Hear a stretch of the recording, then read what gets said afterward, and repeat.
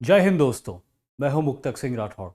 और शुरू करने से पहले हमेशा की तरह मैं पूछूंगा, am I audible to you? क्या मेरी आवाज़ आ रही है? Am I visible to you? क्या मैं आपको दिखाई दे रहा हूं? उज्जवल, रोहित, सुखमन, जय हिंद। क्या मेरी आवाज़ आ रही है आप तीनों तक?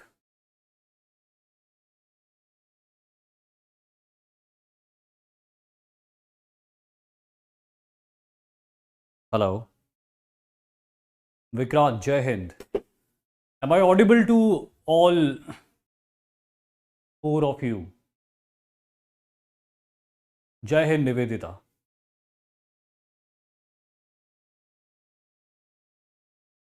M I audible? क्या मेरी आवाज़ आ रही है?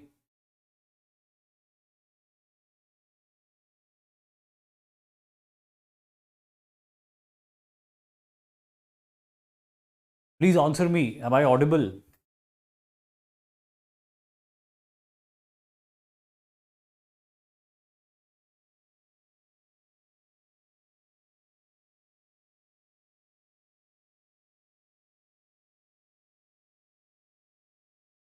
जय Hind everyone. Please let me know, am I Audible?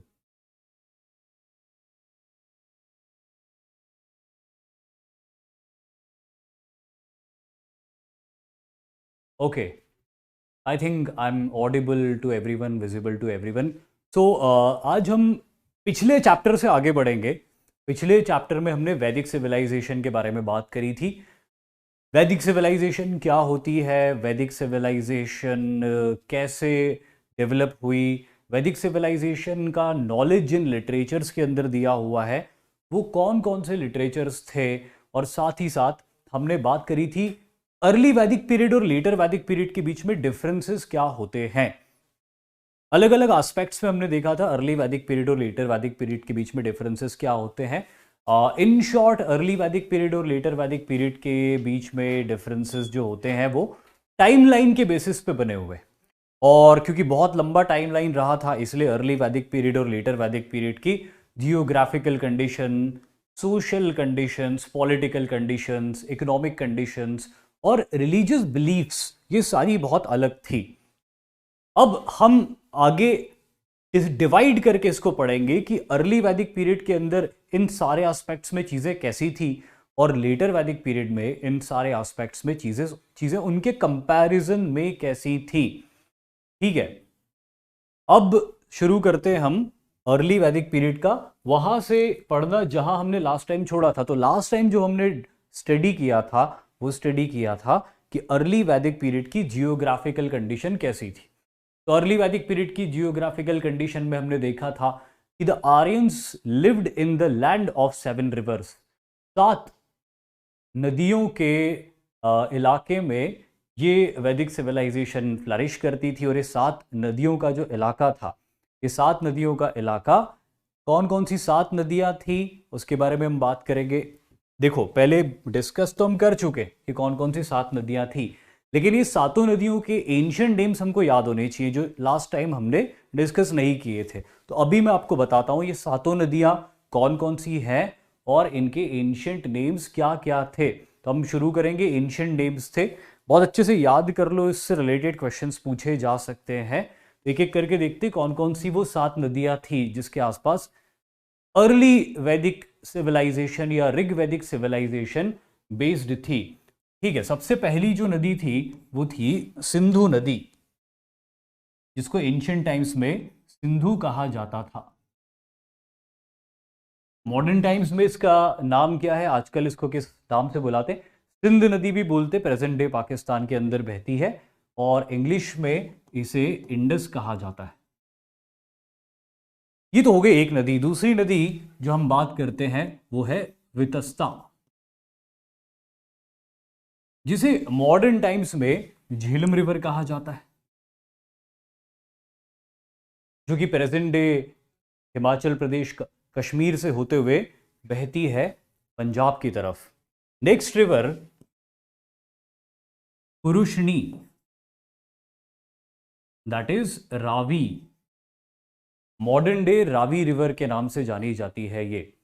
और तेजस सिंह, आपका मैसेज विजिबल है मुझे, कुछ क्वेश्चन है क्या आपका तो प्लीज पूछ लीजिए। पुरुषनी जो रावी के नाम से जानी जाती है, सुतुद्री जो सतलुज के नाम से जानी जाती है, जो पंजाब की एक इंपॉर्टेंट रिवर है। एंड देन कम्स असिकनी, जो कि अगेन पंजाब की, प्रेजेंट डे पाकिस्तान की एक बहुत इंपॉर्टेंट रिवर है, जिसे चिनाब भी कहा जाता है। तो ये हो गई 1 2 3 4 5, ये 5 नदियां मिलके पंजाब बनाती है। लेकिन आर्यंस की लैंड 7 नदियों वाली थी, तो 2 नदियां और चाहिए हमको, और ये 2 नदियां हैं, एक कुबा जो कि काबुल रिवर के नाम से जानी जाती है। प्रेजेंट डे नाम उसका काबुल है, एंशियंट टाइम्स में उसको कुबा के नाम से जानते थे। एंड एक और नदी है गोमती, जिसे गोमल के नाम से जाना जाता है प्रेजेंट टाइम्स में। तो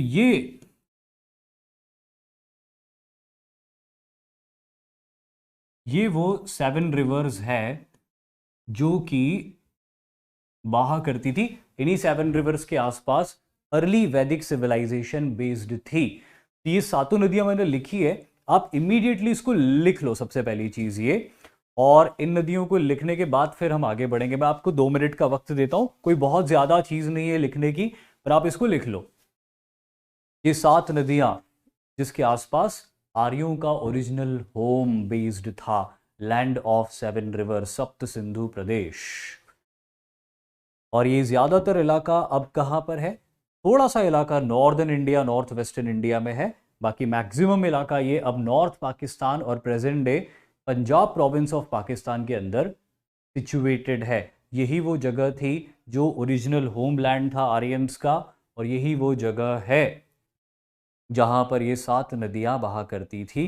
तो ये 7 नदियां लिख लीजिए, इसके एंशिएंट नेम्स बहुत अच्छे से याद रख लेना, जो कि पूछ लेते हैं मैच द कॉलम जैसे क्वेश्चंस के अंदर।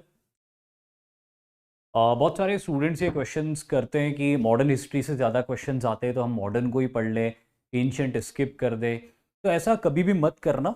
पढ़ाई हमेशा पढ़ने के लिए करो, एग्जाम निकलना या नहीं निकलना वो फॉलो करेगा अगर आप अच्छे से पढ़ोगे। देखो, वी नेवर नो, ऐसा नहीं है कि उन्होंने मॉडर्न से क्वेश्चन पूछे तो वो हमेशा मॉडर्न से क्वेश्चन पूछेंगे, they can take you by surprise.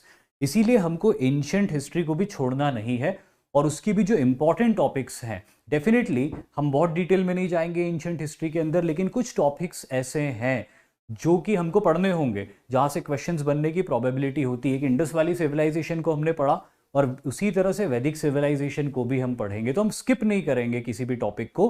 हाँ, कुछ अनइम्पॉर्टेंट टॉपिक्स हैं जो कि हम डेफिनेटली उसका ओवरव्यू ले लेंगे, लेकिन कुछ टॉपिक्स ऐसे जो ज़्यादा ज़रूरी है तो उसमें हम पूरा टाइम देंगे, चाहे वो एंशियंट से हो या मिडाइवल से हो। और मॉडर्न हिस्ट्री के लिए हम बहुत सारे लेक्चर्स रिजर्व रखेंगे अपने कोटे में से, ताकि हम ज़्यादा से ज़्यादा उसको स्टडी कर सकें, ज़्यादा से ज़्यादा डिटेल में उसमें स्टडी कर सकें। तो ठीक है, आई होप कि ये सारा कुछ आपने लिख लिया होगा। नहीं लिखा होगा तो बोल देना, एक बार और करवा दूंगा बाद में। अब हम आज की टॉपिक की तरफ पढ़ते हैं, वो है सोसाइटी। सोसाइटी किसकी? तो society in the early Vedic period. Early Vedic period के अंदर सोसाइटी, समाज कैसा था? देखो, एक चीज याद रखना, इंडस वैली सिविलाइजेशन और वैदिक सिविलाइजेशन के बीच में जो डिफरेंस है क्वेश्चंस के मामले में, क्योंकि इंडस वैली सिविलाइजेशन की ज़्यादातर इंफॉर्मेशन हमको बड़े बड़े शहरों से मिलती है, उससे उन शहरों से मिले रिमेन्स से मिलती है, इसीलिए क्वेश्चंस वहां से ज़्यादा आते हैं। किस शहर के अंदर क्या मिला, जो मिला वो कैसा था। वही वैदिक सिविलाइजेशन में हमको जो ज़्यादातर इंफॉर्मेशन मिलती है वो लिटरेचर से मिलती है। तो लिटरेचर्स में जो लिखा था उससे ज़्यादा क्वेश्चंस आते हैं, यानी कि सोसाइटी कैसी थी, पॉलिटिकल सिस्टम कैसा था, रिलीजन कैसा था। इसलिए इस चैप्टर में हम फोकस करेंगे इसकी society, political system, religious system and so on से। तो इसी एस्पेक्ट में सबसे पहले बात करते हैं society in the early Vedic period. प्रगति ने लिखा है ट्राइब्स, बिल्कुल सही बात है, ट्राइब्स में वो रहते थे, लेकिन हम उसको पॉलिटिकल एस्पेक्ट्स में, पॉलिटिकल एस्पेक्ट में समझेंगे। अभी सोसाइटी की हम बात करते हैं, और मैं हमेशा एक चीज़ कहता हूँ सोसाइटी के बारे में। सोसाइटी के बारे में जो चीज़ मैं कहता हूँ वो ये है कि a society is as good as the condition of women in that society. कोई भी समाज कितना अच्छा या कितना बुरा होता है ये उस पे तय होता है कि उस समाज में स्त्रियों की क्या दशा है, कंडीशन ऑफ विमेन। तो अर्ली वैदिक पीरियड की सोसाइटी को समझना भी हम विमेन की कंडीशन से समझना शुरू करेंगे। ठीक है, तो विमेन की कंडीशन की हम बात करें तो लिख देते हैं कंडीशन ऑफ विमेन। कैसी थी विमेन की कंडीशन? तो देखिए, सबसे पहली चीज तो हमको ये ध्यान रखनी है कि जो अर्ली वैदिक पीरियड हो या लेटर वैदिक पीरियड हो, ये जो दौर है ये पेट्रियार्कल सोसाइटीज के दौर माने जाते हैं, जिसको हिंदी में कहते हैं पितृसत्तात्मक समाज। एक ऐसी सोसाइटी जहां पर मेल्स डोमिनेट करते हैं। लेकिन अर्ली वैदिक पीरियड के कॉन्टेक्स्ट में यहां पर थोड़ा सा कैच है, वो आपको याद रखना होगा। अर्ली वैदिक पीरियड के कॉन्टेक्स्ट में यहाँ पर ये कैच है कि यहाँ पे फीमेल्स की कंडीशन या विमेन की कंडीशन ऐसी डिटीरियोरेटेड नहीं थी जैसी कि आने वाले एजेस में हो गई थी, जैसे कि आने वाले वक्त में होने वाली थी या हो गई थी, या मिडाइवल एजेस में जैसी विमेन की डिटीरियोरेटिंग कंडीशन थी वैसी नहीं थी। इसीलिए अर्ली वैदिक फेज एक पेट्रियार्कल सोसाइटी का एक ऐसा फेज है जहां विमेन की कंडीशन रिलेटिवली बेटर थी।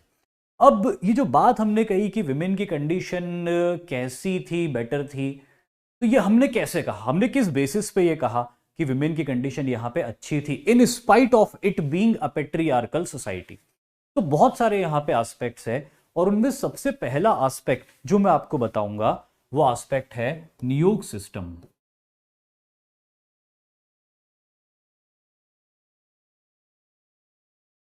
नियोग सिस्टम ये मैं अपनी पिछली क्लासेस में भी बता चुका हूं। क्या इसका कोई आंसर कर सकता है एक वर्ड में कि ये नियोग सिस्टम क्या होता है?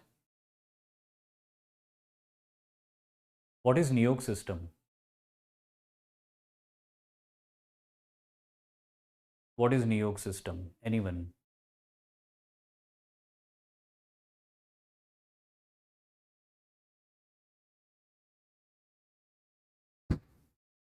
व्हाट इज नियोग सिस्टम?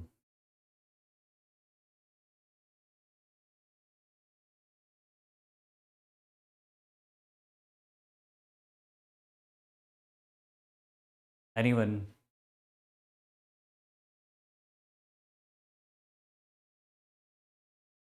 व्हाट इज नियोग सिस्टम?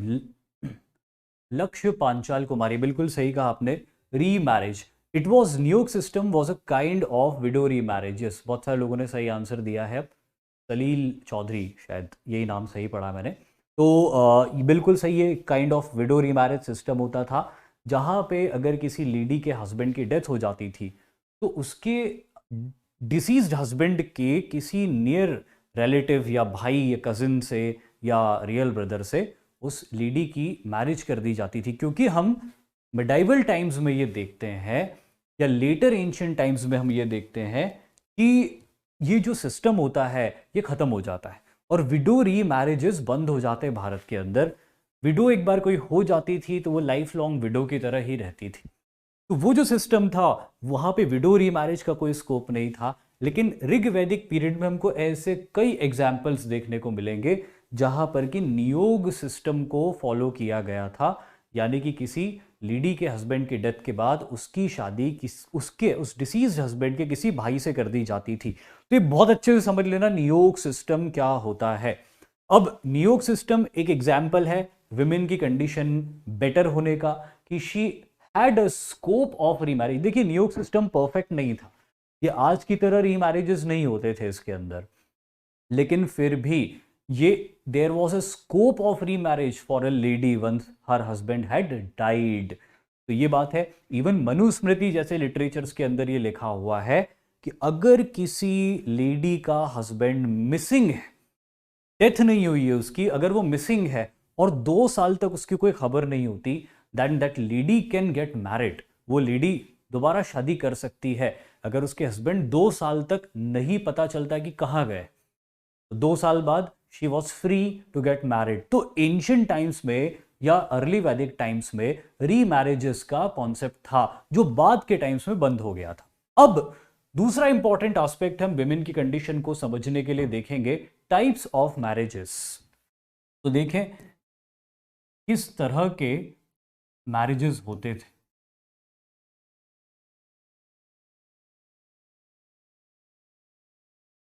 अर्ली वैदिक पीरियड में हमको कई तरह के मैरिजेस दिखाई पड़ते हैं। हम एक एक करके किस किस तरह के अलग अलग तरह के मैरिजेस होते थे उनको देखेंगे, और फिर एक एक मैरिज में हम देखेंगे कि क्या यहाँ पे विमेन का कंसेंट इंपॉर्टेंट था या नहीं था। और विमेन का कंसेंट अगर इंपॉर्टेंट था, दैट मीन्स कि वो मैरिजेस विमेन के लिए फेवरेबल होते थे। तो एक एक करके सारे मैरिजेस को हम देखते हैं। सबसे पहला मैरिज देखते हैं हम, दैव विवाह।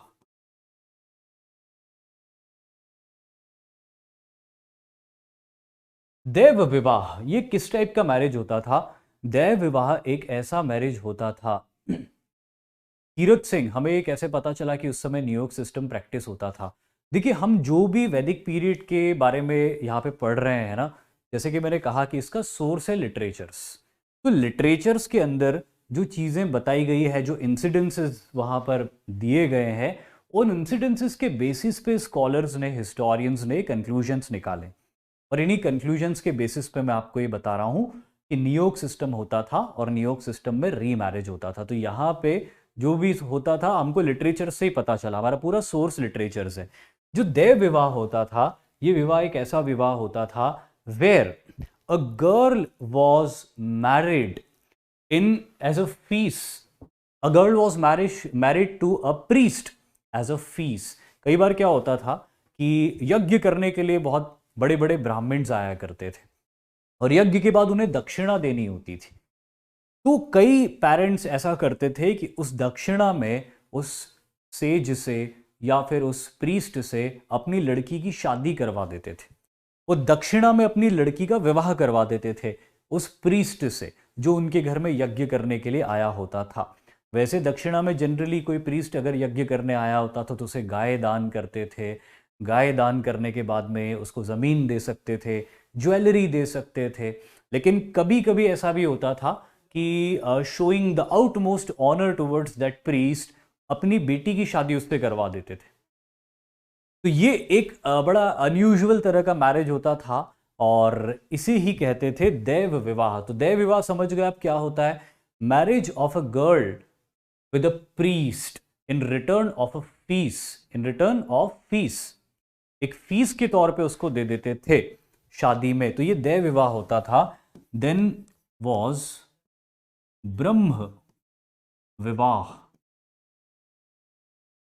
ब्रह्म विवाह एक ऐसा विवाह होता था जहां पर एक फादर अपनी डॉटर के लिए एक सूटेबल मैच देखता था, और वो सूटेबल मैच देख के फिर लड़की के कंसेंट से उसकी शादी तय करता था। And heavy dowry was exchanged in this type of marriages.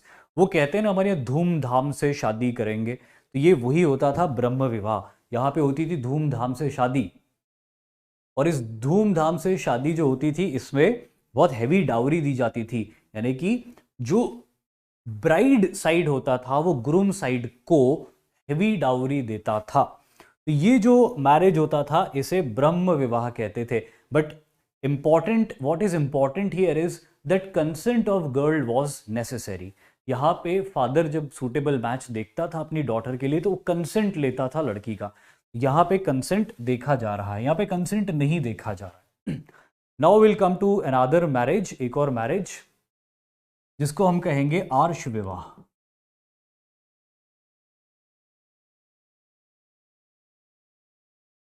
Now Arsha vivah where marriages with reverse dowry. यहां पे मैरिजेस होते थे रिवर्स डाउरी के साथ में, यानी कि उल्टा होता था।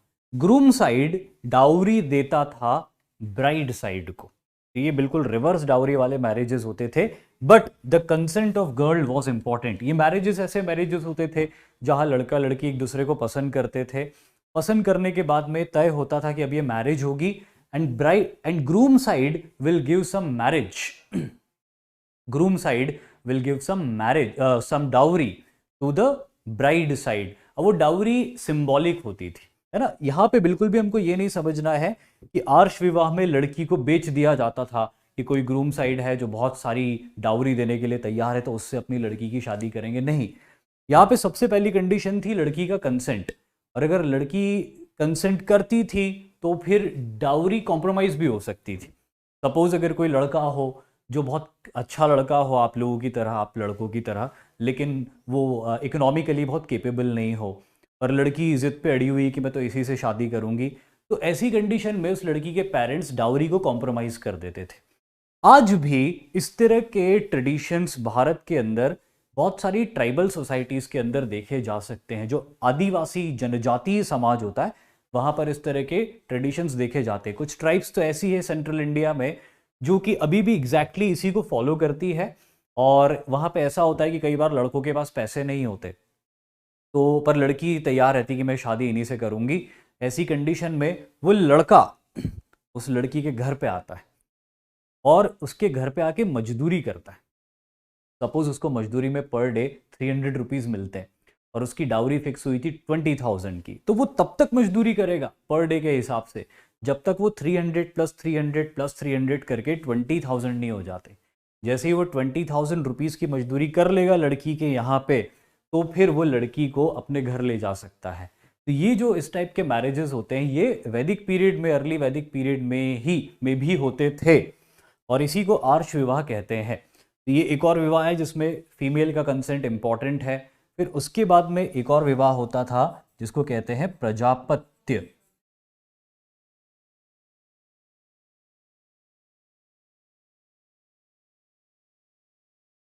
प्रजापत्य विवाह, ये जो विवाह था प्रजापत्य विवाह, इसको मैं अंडरलाइन कर देता हूं। This was the most practised type of marriage in the वैदिक पीरियड। कोई सा भी वैदिक पीरियड हो या इवन वैदिक पीरियड के बाद का भी वक्त हो, ये जो प्रजापत्य विवाह है ये सबसे ज्यादा प्रचलित विवाह था। इसमें क्या होता था, एक फादर अपनी डॉटर के लिए एक सूटेबल मैच देखता था और फिर लड़की की कंसेंट से, लड़के के कंसेंट से वो मैरिज होता था and there was no exchange of dowry in such type of marriages. इस तरह के मैरिजेस में कोई डाउरी एक्सचेंज नहीं होती थी। एंड मार्क दिस थिंग कि ये सबसे ज्यादा प्रचलित विवाह था। अगर 100 विवाह हो रहे थे अर्ली वैदिक पीरियड में, तो उन 100 में से 90 टाइप्स ऑफ मैरिजेस यही होते थे। तो ये सबसे ज्यादा प्रचलित विवाह था और इसमें भी कंसेंट इंपॉर्टेंट थी। अब इसके बाद अगला विवाह हम देखते हैं और वो अगला विवाह है गंधर्व विवाह।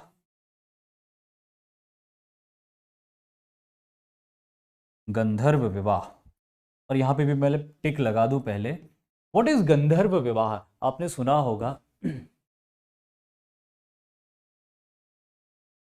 गंधर्व विवाह एक ऐसा विवाह होता है जहां पर इसको इंग्लिश में हम कहेंगे लव मैरिज विथ इलॉपमेंट।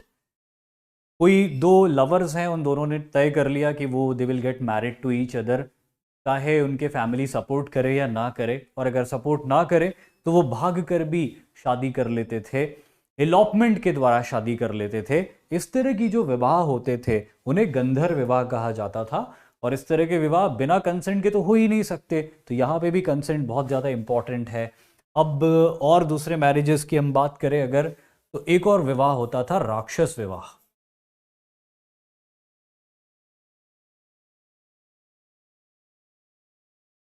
राक्षस विवाह, ये नाम से बहुत डेंजरस लग रहा है।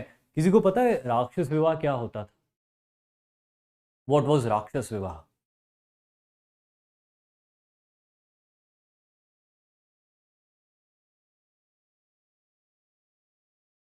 व्हाट वाज राक्षस विवाह? क्या किसी ने सुना है इसके बारे में, राक्षस विवाह? ओके, मैं बता देता हूं। This type of marriage, rakshasa vivaha, was very popular in the Kshatriyas. क्षत्रियों में इस तरह का मैरिज बहुत ज्यादा पॉपुलर होता था। राक्षस विवाह में क्या होता था? राक्षस विवाह में अ गर्ल वॉज मैरिड, या मैं दूसरे वर्ड्स में कहूं तो marriage with the daughter of a defeated king और marriage with a kidnapped girl. कभी कभी युद्ध होते थे, युद्ध होने के बाद में कोई राजा हार जाता था, हारे हुए राजा की किसी बेटी से या उसकी फैमिली की कोई शादी के लायक लड़की से जीतने वाले राजा या उसके बेटे या उसके भाई की शादी हो जाती थी। इस तरह के जो मैरिजेस होते थे उन्हें राक्षस विवाह कहा जाता था। और या फिर कभी कभी कोई लड़का किसी लड़की को किडनैप कर लेता था और किडनैप करके भी इस तरह की शादी हो जाया करती थी। ये राक्षस विवाह होता था। साउंड्स वेरी डेंजरस, लेकिन मैं एक इंटरेस्टिंग बात बताऊं इसके बारे में आपको कि इसमें consent of girl was very important. किसी फीमेल का कंसेंट बहुत इंपॉर्टेंट होता था। अब आप बोलोगे कि किडनैप करने के बाद किसी से विवाह करने में कंसेंट कहाँ आ गया, लेकिन यहाँ पे आता था कंसेंट। अब ये कंसेंट ऐसा आता था, बिल्कुल भी इसको फोर्स मैरिज नहीं कहा जा सकता, इसको बिल्कुल भी फोर्स मैरिज नहीं कहा जा सकता, क्योंकि मैं बात कर रहा हूं कि यहाँ पे कंसेंट हुआ करता था। अभी कंसेंट कैसे होता था? दरअसल जब कोई राजा किसी दूसरे राजा को डिफीट कर देता था और वो प्रपोजल रखता था कि आपकी डॉटर से या सिस्टर से हमारा राजकुमार या मैं खुद मैरिज करूंगा, तो उस कंडीशन में वो जो लड़की थी, वो लड़की 1 साल के लिए उस किंग के पास चली जाती थी, लेकिन मैरिज नहीं होती थी। अब ये 1 साल का वक्त होता था जब उस कॉन्करर को, उस राजा को, उस लड़की को इम्प्रेस करना होता था, कन्विंस करना होता था कि वो बिना किसी रिलक्टेंस के उससे शादी करने के लिए तैयार हो जाए। और अगर 1 साल में वो लड़की तैयार नहीं होती थी, तो फिर ये राजा का कर्तव्य होता था कि वो उस लड़की को वापस उसके घर छोड़ के आए। इस 1 साल के प्रोसेस में बीइंग अ क्षत्रिय, वो उस लड़की को किसी भी तरह से फोर्स नहीं कर सकता था। तो ये मैरिज होता था जिसमें कि daughter marriage with the daughter of a defeated king और अ किडनैप्ड गर्ल, लेकिन लड़की के ऊपर फोर्स नहीं होता था। उसको 1 साल का वक्त ले लेता था लड़का इम्प्रेस करने का, मनाने का शादी के लिए, लेकिन अगर लड़की ना माने तो ये कर्तव्य होता था राजा का, क्षत्रिय का, कि वो उसको दोबारा छोड़ के आए जहां पर भी वो जाना चाहती, जिसके पास भी वो जाने के लिए कह दे। तो इसीलिए इस तरह के मैरिजेस में लड़की का कंसेंट बहुत इंपॉर्टेंट होता था। साउंड्स स्ट्रेंज, बट यही ट्रूथ है राक्षस विवाह के बारे में। जैसे कि मैंने आपको कहा कि इस तरह के मैरिजेस बहुत पॉपुलर होते थे अमंग द क्षत्रिय कम्युनिटी, क्षत्रियों में इस तरह के मैरिजेस बहुत ज़्यादा पॉपुलर होते थे। बहुत शूरवीरता मानी जाती थी कि किसी को डिफीट करके उनकी डॉटर को अपने घर ला के उसको इम्प्रेस करके फिर उससे शादी करना। तो ये मैरिजेस, पृथ्वीराज चौहान और संयुक्ता का जो मैरिज हुआ था, वो मैरिज इसी कैटेगरी के अंदर आता है, राक्षस विवाह की कैटेगरी में। Now will move to another vivah, that is Asur विवाह।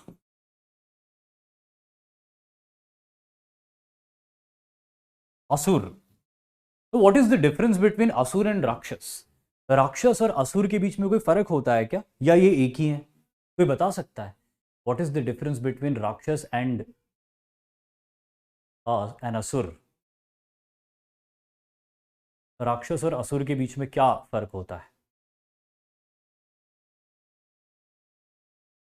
मयंक, प्रजापत्य विवाह एक ऐसा विवाह था जहां पे एक फादर अपनी डॉटर के लिए सूटेबल मैच देखता था और उसकी शादी लड़की के कंसेंट से करता था, और उसमें कोई डाउरी का लेन देन नहीं होता था किसी भी साइड से। ये प्रजापत्य विवाह है। अब मैं पूछ रहा था राक्षस और असुर के बीच में डिफरेंस होता है, मे बी शायद यू डोंट नो क्या डिफरेंस होता है। मैं बता देता हूँ आपको, ध्यान रख लेना आप। ये एग्जाम पॉइंट ऑफ व्यू से इंपॉर्टेंट नहीं है, बट जस्ट फॉर नॉलेज आपको बता रहा हूँ कि जो राक्षस होते थे एंशियंट टाइम्स में और असुर होते थे, बहुत अलग आइडेंटिटीज होती थी। असुर पाताल के अंदर रहने वाले माने जाते थे इंडियन माइथोलॉजीज में, और राक्षस धरती के ऊपर रहने वाले माने जाते थे, जमीन पे हमारी तरह। राक्षस हमेशा मनुष्यों से लड़ते थे और असुरों की लड़ाई हमेशा देवताओं से होती थी। तो असुर और देवता एक कैटेगरी है, राक्षस और मनुष्य एक ग्रुप है जो आपस में लड़ते थे, और असुर और देवता आपस में लड़ते थे। बेसिकली ये डिफरेंस होता है, ठीक है। तो ये असुर विवाह क्या होता था? असुर विवाह एक बहुत खराब तरीके का मैरिज होता था, जहां पर a girl was literally purchased and, या a girl was literally sold and married to someone. इसमें लड़की की बोली लग जाती थी, भाई ये इतने रुपए जो भी देगा, इतना रकम धन जो भी देगा, वेल्थ जो भी देगा, लड़की की शादी उससे कर दी जाएगी। तो a girl was literally sold in this type of marriage, और इसीलिए इसको मैंने क्रॉस किया है कि consent was not important. And then comes the worst possible kind of marriage, that is called as paishach vivah. पैशाच, जो भूत प्रेत होते हैं ना, भूत प्रेतों में जो सबसे बुरी क्वालिटी के भूत प्रेत होते हैं, सबसे खराब होते हैं, उनको पिशाच या पैशाच कहते हैं। और ये जो आखिरी टाइप का मैरिज था ना, ये आखिरी टाइप का मैरिज उन्हीं के नाम पे रखा गया है, पैशाच विवाह, worst possible kind of marriage. Simply मैं कम शब्दों में इसको अगर आपको समझाऊं, तो it was marriage by force और डिसीट। फोर्स करके या धोखा देके किसी के साथ जो विवाह किया जाता था वो पैशाच विवाह में की कैटेगरी में आता था। अब सारे विवाह को हम देखें और यहाँ पे विवाह के बेसिस पे हम विमेन की कंडीशन को समझते हैं, तो हमने देखा कि 1, 2 और 3 ऐसे टाइप के मैरिजेस हैं जहां पर कि विमेन की कंसेंट को नहीं देखा जा रहा है, लेकिन 8 में से 1, 2, 3, 4 और ये 5 ऐसे टाइप के मैरिजेस हैं जहां पे विमेन के कंसेंट को देखा जा रहा है। और इसीलिए हम ये मानते हैं, ये वर्डिक्ट कर देते हैं हिस्टोरियंस कि अर्ली वैदिक पीरियड विमेन के लिए मच बेटर था, क्योंकि बाद के पीरियड्स में ऐसा होने लग गया था कि लड़की का मन हो या ना हो बचपन में उसकी शादी तय कर दी जाती थी और कोई कंसेंट उसका नहीं होता था। उससे बहुत बेहतर कंडीशन अर्ली वैदिक पीरियड के अंदर हमको देखने को मिलती है। लेकिन क्या इसके अलावा भी कुछ और एस्पेक्ट्स हैं जहाँ पे विमेन की कंडीशन में हमें कुछ अच्छी चीज़ें दिखाई दे रही? तो एक और एस्पेक्ट मैं आपको बताता हूँ। एक और टाइप का मैरिज होता था जिसको कहते थे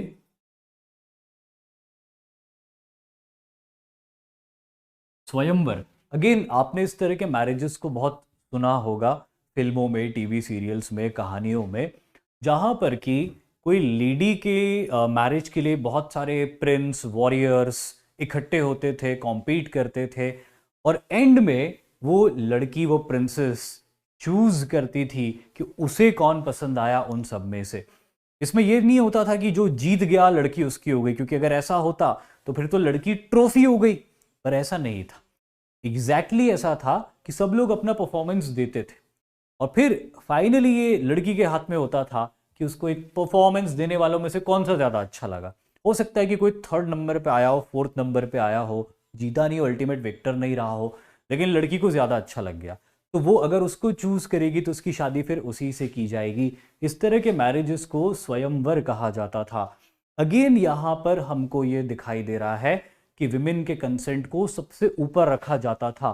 क्षत्रिय कम्युनिटी के अंदर इस तरह के मैरिजेस किए जाते थे, बहुत पॉपुलर थे और ज्यादातर राजकुमारियों के लिए एंशिएंट टाइम्स में इसी तरह के मैरिजेस देखने को मिलते हैं। नाउ क्या इसके अलावा भी कोई और एस्पेक्ट है जो विमेन की कंडीशन को बेहतर बता रहा है? तो एक और एस्पेक्ट है, वो है फीमेल स्कॉलर्स, है ना। फीमेल स्कॉलर्स बहुत सारी हमको देखने को मिलता है वैदिक लिटरेचर्स के अंदर कि एक से एक फीमेल स्कॉलर्स रही थी, चाहे वो गार्गी हो या लोपामुद्रा हो। ये बड़ी बड़ी स्कॉलर्स थी, इनको संस्कृत में विदुषी कहा जाता था।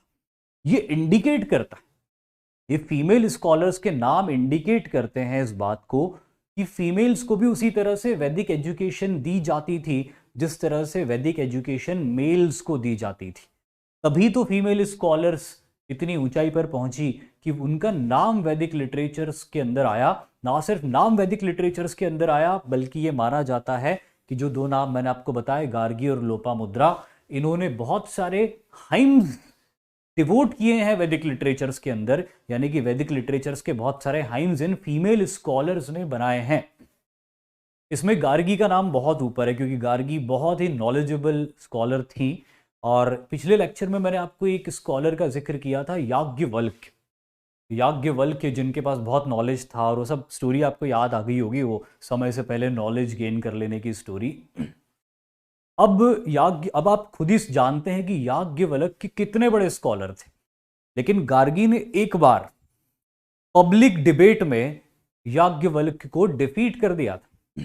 गार्गी ने पब्लिक डिबेट में इनको डिफीट कर दिया था। अब वैदिक लिटरेचर्स के अंदर एक लाइन मेंशन्ड है इस डिबेट को लेके, बड़ी इंटरेस्टिंग और थोड़ी हिलेरियस लाइन भी है। वो ये है कि एक पॉइंट ऐसा आया इस डिबेट और डिस्कशन में, because Yajnavalkya was very confident of his knowledge and he was very confident कि there is no female who can defeat मी।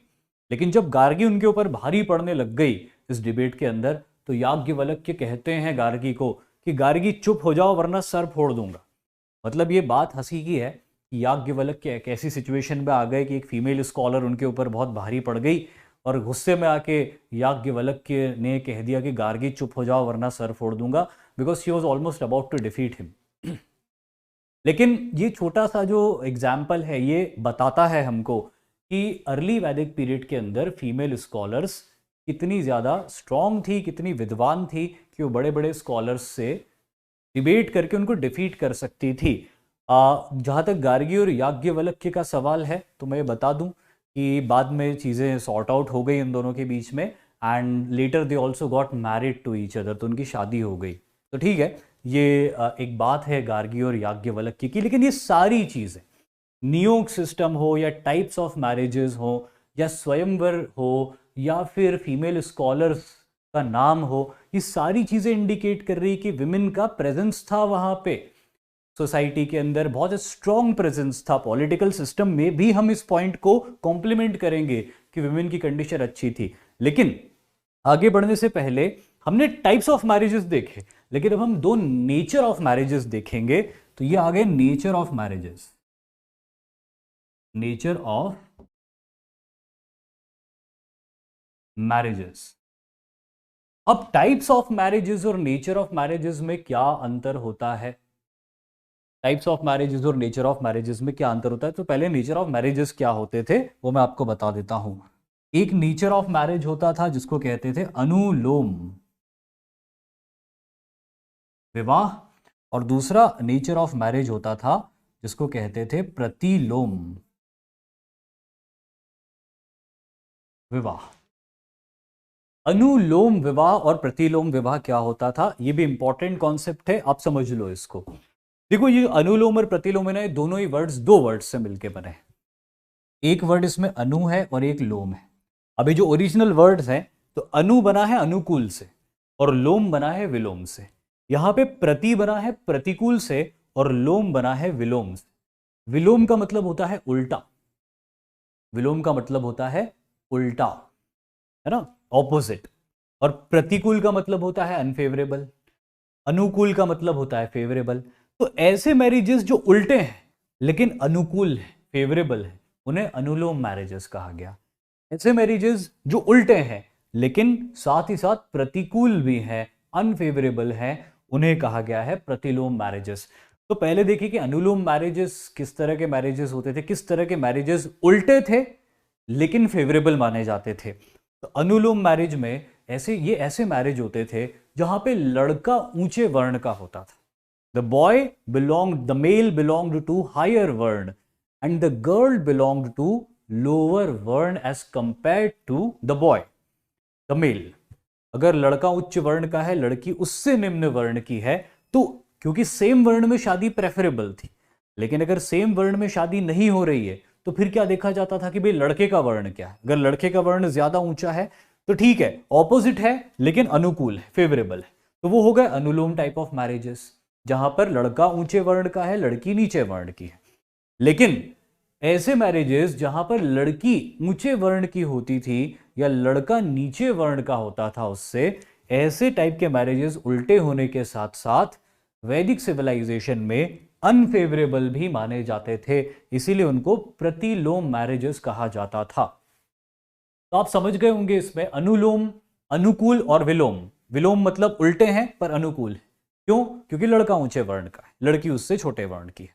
प्रतिलोम प्रतिकूल है और विलोम है, लेकिन विलोम होने के बाद भी ये अनफेवरेबल है। क्यों है? क्योंकि लड़का यहां पे नीचे वर्ण का है, लड़की उससे ऊंचे वर्ण की है।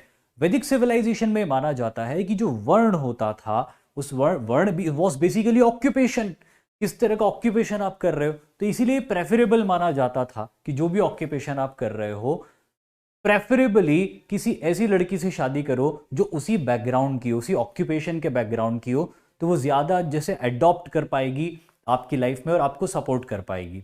लेकिन अगर ऐसा नहीं है तो बहुत सारी प्रॉब्लम्स आएंगी, खासतौर पे अगर लड़का निचले वर्ण का होता था कंपैरेटिवली, लड़की उससे हायर वर्ण की होती थी, तो लड़की, the female came from higher status and started living in the lower status, so it was difficult for her to adopt, और इसीलिए इस तरह के मैरिजेस प्रेफरेबल नहीं माने जाते थे।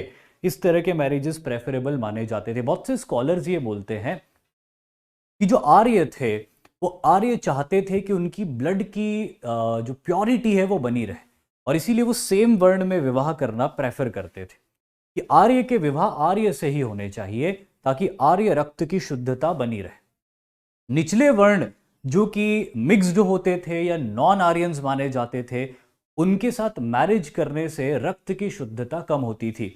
लेकिन एक प्रॉब्लम थी, वो प्रॉब्लम ये थी कि जब आर्यों का बहुत लंबा माइग्रेशन हुआ था भारत के अंदर, तो in the process of that migration lot of females where killed.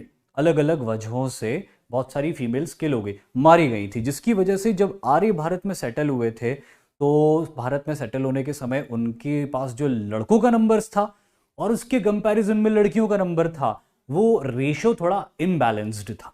यानी कि सपोज एक एग्जांपल मैं आपको देता हूं कि 1,000 लड़के थे और सपोज 800 लड़कियां थी। सपोज एग्जाम्पल दे रहा है, ऐसा था नहीं, लेकिन एग्जैक्टली exactly तो नहीं पता मुझे पर कितना था, पर एक एग्जाम्पल में दे रहा हूं।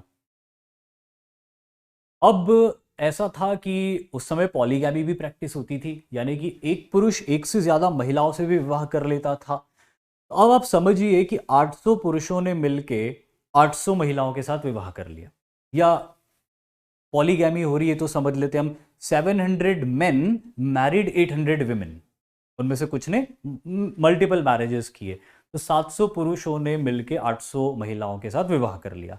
अभी 300 मेन आर स्टिल रिमेनिंग। 300 पुरुष ऐसे हैं जो अभी कुंवारे हैं, जिनकी शादी नहीं हुई, और इंडियन सोसाइटी में कुंवारे पुरुष सोसाइटी के लिए बहुत खराब माने गए हैं, तो इनकी शादी होना बहुत जरूरी है। तो अब क्या करें, क्योंकि आपके पास जो आर्य लड़कियां हैं वो तो खत्म हो गई। ऐसी कंडीशन में जो प्रीस्ट्स होते थे वो इन 300 लड़कों को मोटिवेट करते थे, वो इन 300 लड़कों को मोटिवेट करते थे कि you Mary anyone, doesn't matter, किसी से भी मैरिज कर लो, वो आर्यन हो या ना हो।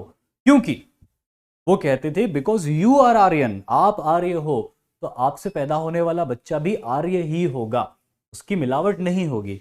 ये बिल्कुल ऐसा था कि गेहूं का बीज आप काली मिट्टी में डालो तो भी फसल निकलेगी गेहूं की, पीली मिट्टी में डालो तो भी फसल निकलेगी गेहूं की, या लाल मिट्टी में भी डालो तो भी फसल निकलेगी गेहूं की।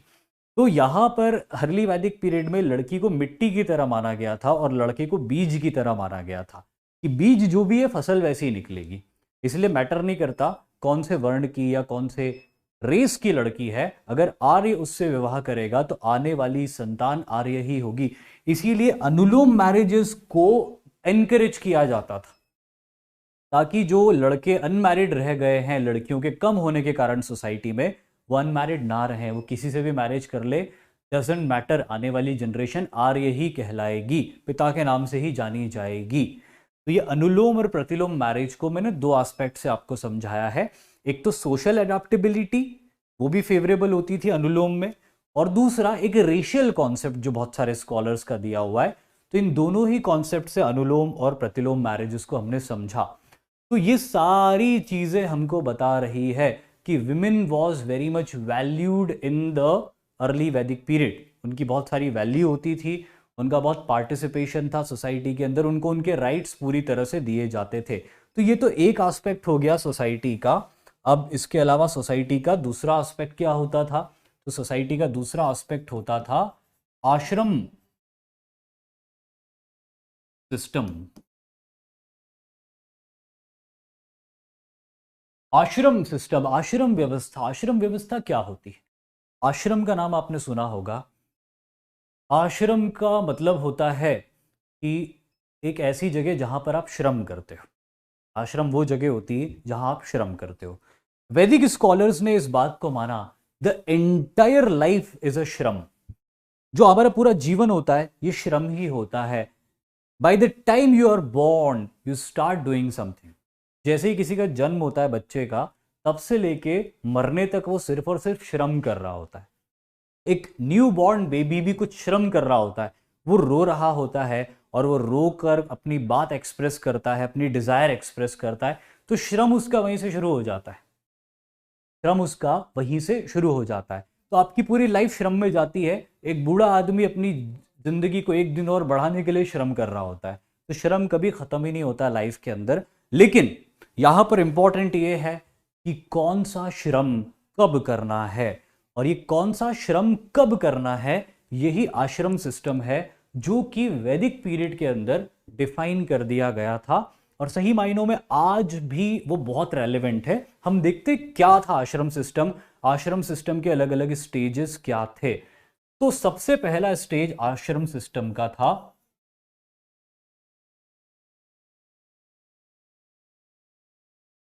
ब्रह्मचर्य आश्रम।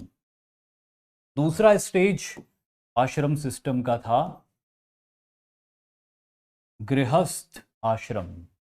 तीसरा स्टेज आश्रम सिस्टम का था वानप्रस्थ। और चौथा स्टेज आश्रम सिस्टम का था संन्यास। ये चारों स्टेजेस आश्रम सिस्टम के, आप वर्ड्स बहुत अच्छे से याद रख लेना। दृष्टांत, कुछ डाउट्स है आप, क्या पूछिए, क्या डाउट्स है आपके?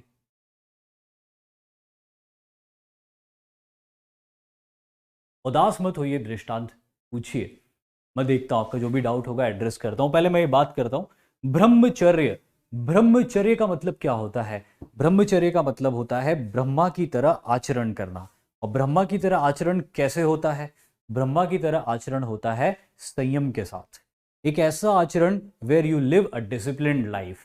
सो it was needed for someone to live a disciplined life up to the first 25 years of his age। यहाँ पे 0 to 25 या 1 to 25 नहीं है, यहाँ पे 8 to 25, 8 साल की उम्र तक बच्चा घर पे ही रहेगा।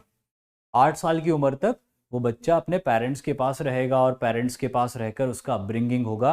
8 साल के बाद में फिर वो एजुकेशन के लिए जाएगा और वहीं से उसके ब्रह्मचर्य आश्रम की शुरुआत होगी, जहां पर वो अपने घर से, अपने टाउन से, अपने विलेज से, अपने सिटी से दूर रहेगा, किसी जंगल में, किसी हर्मिटेज में, किसी आश्रम में रहेगा और वहां जाके एजुकेशन लेगा। तो ये है ब्रह्मचर्य आश्रम। जैसे ही वो 25 का हो जाएगा तो अच्छा, ये जो 8 साल की उम्र है ना, ये वर्ण के हिसाब से होती थी। अगर ब्राह्मण है तो वो 8 साल से एजुकेशन लेना शुरू करेगा, क्षत्रिय है तो वो 12 साल तक एजुकेशन लेगा, और वैश्य है तो वो 16 साल से एजुकेशन लेना शुरू करेगा। देन केम गृहस्थ आश्रम। जैसे ही वो अपनी एजुकेशन पूरी कर लेगा, गुरु दक्षिणा दे देगा, एग्जाम पास कर लेगा, तो फिर वो गृहस्थ यानी घर में रहना शुरू करेगा। दृष्टांत, आप ब्रह्म विवाह के बारे में फिर से पूछना चाहते हैं, मैं बता देता हूं ब्रह्म विवाह के बारे में। ब्रह्म विवाह एक ऐसा टाइप का मैरिज था जहां पर कि कोई फादर अपनी डॉटर के लिए सुटेबल मैच देखता था और उसके बाद में हेवी डाउरी देकर उसका मैरिज कर देता था। धूमधाम से शादी होती थी, आसपास के कई गांवों को बुलाया जाता था खाने के लिए, या पूरे के पूरे कबीले को बुलाया जाता था फीस्ट के लिए। ये ब्रह्म विवाह होता था। अब हम गृहस्थ की बात करते हैं। तो 25 ईयर्स से अब उसको यहां पर एक ऐसे स्टेज में आ गया लाइफ के, जहां उसको जरूरी नहीं कि वो डिसिप्लिन में रहे। अब वो अपनी लाइफ के प्लेजर्स को सीख कर सकता है। He can get married, he can have the pleasures of marriage, he can have children, but at the same time उसकी रिस्पॉन्सिबिलिटी होती थी कि वो अर्न करे वेल्थ। तो वेल्थ अर्न करना है, नई जनरेशन को दुनिया में लेके आना है, और साथ ही साथ हर तरह के प्लेजर्स जो वो सीख कर सकता है, जो वो हासिल कर सकता है, उसकी उसे छूट थी 25 टू 50 ईयर्स के एज के इस स्टेज में। तो ये गृहस्थ आश्रम था। गृहस्थ आश्रम के बाद में अगला आश्रम है वानप्रस्थ आश्रम। जब 50 ईयर्स के आप हो गए तो ये एक्सपेक्ट किया जाता था कि अब तक आपने शुरू में 25 साल तक एजुकेशन ली, थियोरेटिकल एजुकेशन, उसके बाद अगले 25 से 50 साल आपने प्लेजर सीख किए, लेकिन इस संसार में रह के बहुत सारी प्रैक्टिकल एजुकेशन भी ली। अब इस पॉइंट पे आके ये एक्सपेक्ट किया जाता था कि आप वानप्रस्थ हो जाओगे। वान यानी कि वन यानी कि जंगल, प्रस्थ यानी कि प्रस्थान यानी कि चले जाना। यानी कि अब ये कहा जाता था कि जब आप 50 के हो गए तो आपका जो बच्चा है वो 25 का हो गया होगा, या होने वाला होगा, या उससे ऊपर भी हो सकता है। अब इस कंडीशन में आपका घर और आपकी सारी प्रॉपर्टी आप अपने बच्चे को सौंप दो, और उसके बाद आप चले जाओ जंगल में। जंगल में जाके क्या करना है? जंगल में जाके जिस तरह कभी आपने एजुकेशन ली थी किसी के यहाँ पे, अब आप सोसाइटी को पे बैक करो उसी तरह की एजुकेशन प्रोवाइड करके। तो ये वानप्रस्थ आश्रम 50 ईयर्स से लेके 75 ईयर्स के बीच का फेज था, जहां पर एक्सपेक्ट किया जाता था उस वानप्रस्थ से। जनरली वानप्रस्थ जब जाते थे तो जो मेन थे और उनकी जो वाइफ या वाइफ्स होती थी वो भी उनके साथ चली जाती थी, और वो आश्रम में रहते थे और आश्रम में गुरुकुल बना के स्टूडेंट्स को पढ़ाते थे, जैसे कि उन्होंने कभी खुद एजुकेशन लिया हुआ होता था। और 75 ईयर्स की एज के बाद ये माना जाता था कि अब बहुत हो गया, बहुत वक्त हो गया है, अब वो थक चुके होंगे, इसीलिए अब ये मान लिया जाता था कि it is the time to retire. ये रिटायरमेंट का टाइम होता था कि वो उसी आश्रम में रहेंगे, they will not come back to their home, वो आश्रम में ही रहेंगे, लेकिन अब उनके ऊपर कोई रेस्पॉन्सिबिलिटी नहीं थी। They will rest for the rest of their life, बाकी की जिंदगी वो रेस्ट करेंगे जब तक भी वो जीवित रहते हैं। तो ये जो 4 स्टेजेस है, ये अगेन वैदिक पीरियड की सोसाइटी का एक इंपॉर्टेंट एस्पेक्ट है, और ये वैदिक पीरियड की सोसाइटी का एक इंपॉर्टेंट एस्पेक्ट है। और ये कौन सा कब होना चाहिए, बहुत इंपॉर्टेंट है। ऐसा नहीं हो सकता कि आप पहले गृहस्थ हो गए और फिर आपको समझ में आया कि यार पढ़ाई भी कर लेना चाहिए थी मुझे, तो फिर आप बाद में पढ़ाई कर रहे हैं, या पहले आप वानप्रस्थ हो गए फिर आप गृहस्थ हो गए, फिर आपने बोला यार पढ़ाई तो करी नहीं फिर पढ़ाई कर ले, या पहले संन्यास ले लिया शुरू के 25 साल और फिर बोला कि गृहस्थ हो जाते मज़ा नहीं आया। ऐसा नहीं हो सकता था। कौन सा श्रम किस वक्त करना है ये बहुत ज़रूरी था, और इसीलिए ये आश्रम सिस्टम बताया गया है वैदिक पीरियड के अंदर। ये सोसाइटी का एक इंपॉर्टेंट एस्पेक्ट है। इसके अलावा वैदिक पीरियड की सोसाइटी का एक और इंपॉर्टेंट एस्पेक्ट है वर्ण सिस्टम।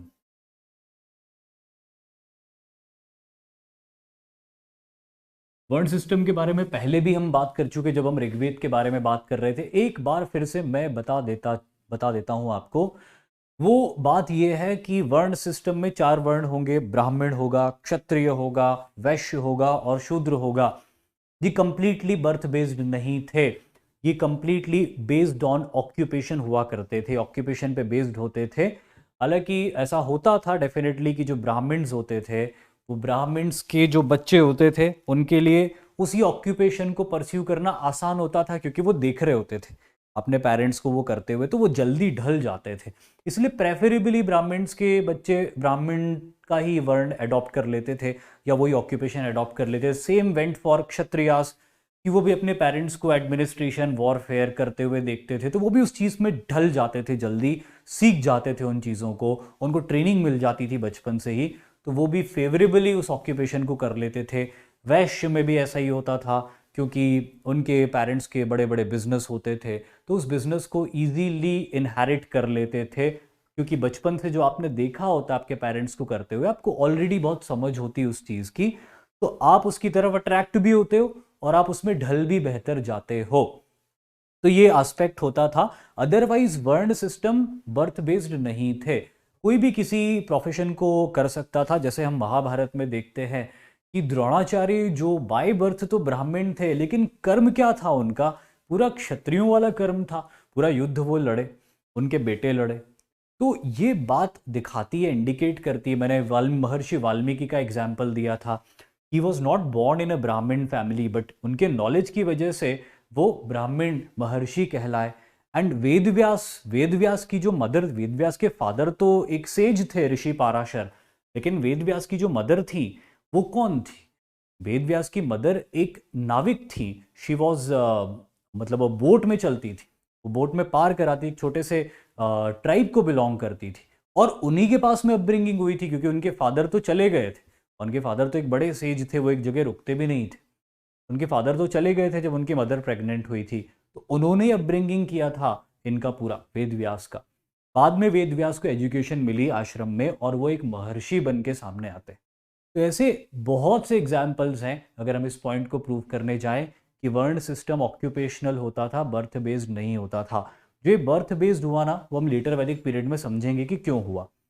लेकिन 4 वर्णों के बिना ये समाज नहीं चल सकता। ब्राह्मण एक ऐसा ग्रुप जो कि रिसर्च का काम करता है, स्टडी का काम करता है, एजुकेशन का काम करता है। क्षत्रिय एक ऐसा ग्रुप जो कि एडमिनिस्ट्रेशन या डिफेंस का काम करता है, लॉ एंड ऑर्डर मेंटेन करने का काम करता है। वैश्य एक ऐसा ग्रुप जो ट्रेड करता है, जो इसेंशियल कॉमोडिटीज प्रोवाइड करता है बाकी लोगों को। और शूद्र यानी कि सर्विस सेक्टर, जो कि अपनी सर्विसेज अलग अलग तरीके से प्रोवाइड करते हैं ताकि बाकी के वर्ण अच्छे से अपने कामों को कर सकें। तो दुनिया की किसी भी कंट्री में चले जाओ, जो वैदिक लिटरेचर्स को फॉलो करते हो या ना करते हो, सभी दूर इस तरह के कैटेगरीज आपको मिलेगी। स्कॉलर्स मिलेंगे, आपको वॉरियर्स मिलेंगे, आपको ट्रेडर्स मिलेंगे, आपको सर्विस प्रोवाइडर्स मिलेंगे दुनिया के हर कंट्री में। इसीलिए वेदों में कहा गया है कि जो वेदों में लिखा है वो आर्य सत्य है, चाहे वो कोई सा भी युग हो। तो यहाँ पे वर्ण सिस्टम भी हमको आर्य सत्य दिखाई देता है। यूनाइटेड स्टेट्स ऑफ अमेरिका में कोई वर्ण सिस्टम नहीं है, लेकिन वहाँ पे भी तो ग्रुप्स हैं, कैटेगरीज हैं, स्कॉलर्स की, वॉरियर्स की, ट्रेडर्स की, सर्विस प्रोवाइडर्स की। दुनिया के सारे देश इस वर्ण सिस्टम के बेसिस पे ही चलते हैं। बस ये ऑक्यूपेशनल होगा, बर्थ बेस्ड नहीं होगा। तो ठीक है, सोसाइटी के बारे में हमने बात करी। कुछ और एस्पेक्ट सोसाइटी के last but not the least हम डिस्कस कर लेते हैं। जैसे कि अर्ली वैदिक पीरियड के लोग करते क्या थे। तो देखो, वैसे तो इनका जो मेनली जो काम था, दे वेयर पैस्टरल्स। इनकी जो लाइफ थी ज़्यादातर अपने मवेशियों के आसपास ही गुजरती थी। मवेशियों को मवेशी, कैटल ही इनकी वेल्थ हुआ करती थी। उन्हीं को ये चराते थे, एक जगह से दूसरी जगह घुमाते थे, फिर आते थे, उनको सेल करते थे, ये एक यही चलता था। लेकिन पेस्ट्रल होने के अलावा भी कुछ ऐसे काम थे जो वो करते थे। जैसे कि ये लोग बहुत अच्छे वॉरियर्स हुआ करते थे, इसलिए they were very much interested into archery. Archery मतलब समझते हैं ना आप, धनुष बाण वाली विद्या, धनुर्विद्या। तो दे वर वेरी गुड आर्चर्स, और उनका एक इंपॉर्टेंट काम होता था अपनी आर्चरी की स्किल्स को लगातार इंप्रूव करते रहना। Another thing, they were very good wrestlers. They were very much interested in wrestling, कुश्ती, जिसको कि एंशिएंट इंडिया में मल्ल युद्ध कहते थे। ये लोग उसको भी बहुत ज़्यादा प्रैक्टिस करते थे। इसी के साथ साथ they were also very good hunters. Hunting भी ये बहुत ज़्यादा करते थे, और हंटिंग उस ज़माने की रिक्वायरमेंट थी। हंटिंग उस ज़माने की रिक्वायरमेंट थी इसीलिए क्योंकि अगर थोड़ी बहुत खेती बाड़ी हो रही है तो उससे जो हर्बीवोरस एनिमल्स होते हैं वो खेती को डिस्ट्रॉय कर देते हैं, तो उनसे बचाना है। और दूसरा, जो कार्निवोरस एनिमल होते हैं उनसे अपने मवेशियों को बचाना है। इसीलिए फ्रीक्वेंट और रेगुलर हंटिंग ये लोग किया करते थे। एक और इम्पॉर्टेंट चीज़ जो ये करते थे वो थी डाइसिंग। डाइसिंग मतलब चौसर, चौसर का खेल, जुआ हम कह लें आज की भाषा में। Dicing was very important pass time in the वैदिक पीरियड। इंटायर वैदिक पीरियड में डाइसिंग, चौसर का खेल बहुत। पेस्टरल का मीनिंग होता है, प्रियांशी त्यागी, पेस्टरल का मीनिंग होता है चरवाहे, यानी मवेशी पालने वाले, मवेशियों को चराने वाले, ये मतलब होता है पेस्टरल का। जो डाइसिंग होती थी ये बहुत इंपॉर्टेंट होती थी। जैसे कोई क्षत्रिय है, अगर उसको कोई युद्ध की चुनौती देता है तो वो क्षत्रिय बैक ऑफ नहीं कर सकता, बैक ऑफ नहीं कर सकता। आप आर्म्ड फोर्सेस में जाओगे, आर्म्ड फोर्सेस में जाने के बाद में अगर आप किसी पोस्ट पर तैनात हो एलओसी पे, और सामने कोई पाकिस्तानी पोस्ट है और वो आपको चुनौती देते हैं, दम है तो निशाना लगा के दिखाओ, तो फिर being a Kshatriya representing the Indian army, representing the entire India, आप डिनाई नहीं कर सकते, आपको लगा के दिखाना पड़ेगा निशाना, वो भी उनके सर में। तो ये क्षत्रिय का एक टेम्परामेंट होना चाहिए कि अगर उसको युद्ध की चुनौती दी गई है तो वो इनकार नहीं कर सकता। लेकिन यही का यही टेम्परामेंट डाइसिंग के अंदर भी रिक्वायर्ड होता था कि अगर आपको इफ यू आर अ क्षत्रिय और आपको किसी ने डाइसिंग का इनविटेशन दिया है कि आओ एक दाव हो जाए, आओ एक बाजी हो जाए, तो बीइंग अ क्षत्रिय आप डिनाई नहीं कर सकते थे। ये डिनाई करना बिल्कुल वैसा ही होगा जैसे आपने किसी पाकिस्तानी को डिनाई कर दिया कि जाओ मैं नहीं लड़ता, मैं नहीं लगाऊंगा निशाना तुम्हारे ऊपर। क्या ऐसा हो सकता है? ऐसा बिल्कुल भी नहीं हो सकता। और उसी तरह डाइसिंग का इंपॉर्टेंस था कि डाइसिंग भी आप डिनाई नहीं कर सकते थे। तो ठीक है, ये सोसाइटी के हमने सारे इंपॉर्टेंट एस्पेक्ट्स को देख लिया। इस तरह से अर्ली वैदिक पीरियड की सोसाइटी हुआ करती थी। अभी अर्ली वैदिक पीरियड की जो सोसाइटी होती थी उसके बाद हम देखेंगे political system in the early Vedic period. क्या क्या पॉलिटिकल सिस्टम होता था अर्ली वैदिक पीरियड में। ठीक है, मैंने एक एग्जांपल के लिए दिया था हेडशॉट का, अब उसके कमेंट मत करो, मैं समझ गया आप लगा दोगे निशाना, बहुत अच्छा निशाना है आपका। ठीक है, पॉलिटिकल सिस्टम की बात करते हैं। पॉलिटिकल सिस्टम, पाकिस्तानियों को जिंदा मार दूंगा, नहीं नहीं, जिंदा कैसे मार दोगे यार आर्यन। और वैसे भी एक चीज़ मैं आपको बताऊं कि लड़ाई ऐसी होनी चाहिए कि लड़ाई सिर्फ जीतना सिर्फ एक फॉर्मेलिटी बन जाए, कभी भी जोश में आके लड़ाई नहीं की जाती। खैर आप एकेडमीज में जाएंगे तो आपको वो ट्रेन कर देंगे बहुत अच्छे से। गर्म दिमाग से लड़ाई नहीं लड़ी जाती, लड़ाई हमेशा जीतने के लिए लड़ी जाती है। लड़ाई ऐसी लड़ो कि जीतना एक फॉर्मेलिटी बन जाए। खैर आगे बढ़ते हैं पॉलिटिकल सिस्टम के लिए। Political system in the early Vedic period. तो अर्ली वैदिक पीरियड की जो सोसाइटी थी वो ट्राइबल सोसाइटीज हुआ करती थी, या ट्राइबल पॉलिटिकल सिस्टम, क्योंकि हम पॉलिटिकल सिस्टम की बात कर रहे हैं। कबीलों में ये लोग रहते थे, कबीलों में रहते थे, या जिन्हें हम ट्राइब्स कहते हैं, वो उसमें ये लोग रहते थे। तो ये सबसे पहली बात बहुत अच्छे से आप याद रख लेना। दूसरी चीज कि अर्ली वैदिक पीरियड का जो पॉलिटिकल सिस्टम होता था इसमें कुछ इंपॉर्टेंट बॉडीज होती थी।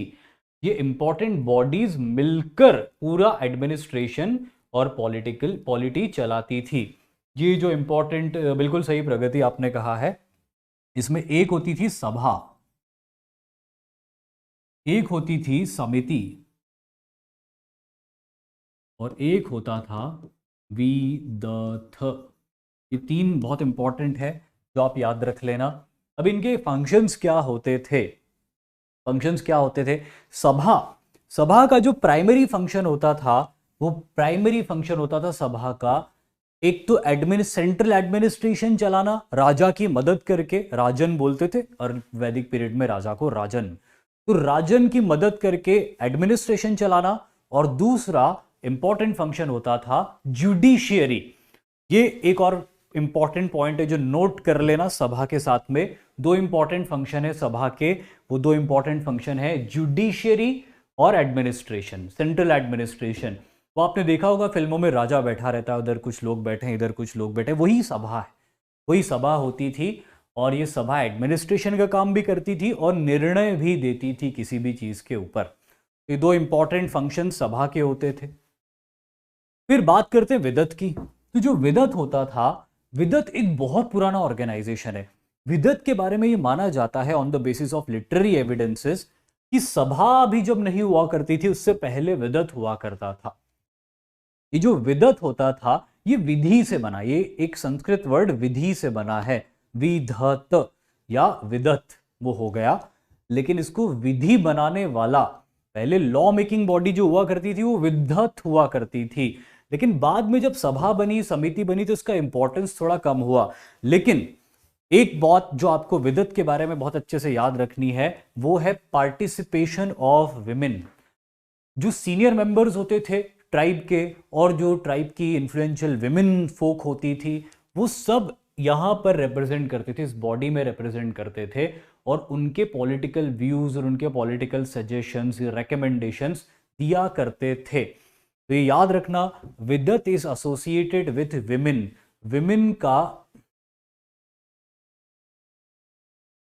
विमेन का जो पार्टिसिपेशन होता था वो विदत में होता था। और फिर आती थी समिति। समिति का एक बड़ा इंपॉर्टेंट फंक्शन होता था अपॉइंटमेंट ऑफ द रूलर। ये जो राजा होता था ये राजा का अपॉइंटमेंट करती थी। और इसी से हमको एक और बात पता चलती है कि हमें ये पता चल रहा है कि अच्छा राजा का अपॉइंटमेंट हो रहा है, यानी कि polity in early Vedic period is of republican nature. Polity in early Vedic period is of republican nature. क्यों? क्योंकि समिति अपॉइंट कर रही है राजा को। यहां पे हम अर्ली वैदिक पीरियड में डेफिनेटली कुछ ऐसी ट्राइब्स, कुछ ऐसे कबीले देखते हैं, जो कबीले, जो ट्राइब्स एक वंश से चलती है, एक ही खानदान होता है जिसके में एक के बाद एक रूलर्स आते जाते हैं। लेकिन मैक्सिमम अर्ली वैदिक पीरियड के अंदर जो पॉलिटिकल सिस्टम था वो रिपब्लिकन था, जहां पर कि जरूरी तौर पर एक फैमिली से सक्सेसिवली रूलर्स नहीं आते थे, बल्कि अलग अलग फैमिली से या एक ही फैमिली से अलग अलग बार अलग अलग तरीके के रूलर्स को चुना जाता था। तो इसीलिए polity in early Vedic period will always be considered as republican in nature, क्योंकि समिति अपॉइंट कर रही है रूलर को, सभा हेल्प कर रही है रूलर को रूल करने के लिए, और विदत भी अपने इंपॉर्टेंट रिकमेंडेशन दे रही है। सोसाइटी के एल्डरली मेन और विमेन फोक विदत का हिस्सा होते थे, जो कि कोई बात सजेस्ट करते थे। वो सजेस्ट की हुई बात जो है वो सभा में जाती थी।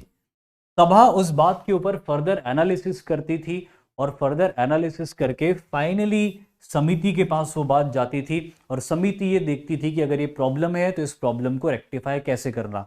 तो samiti was involved in policy making. Samiti was involved in policy making and appointing the king.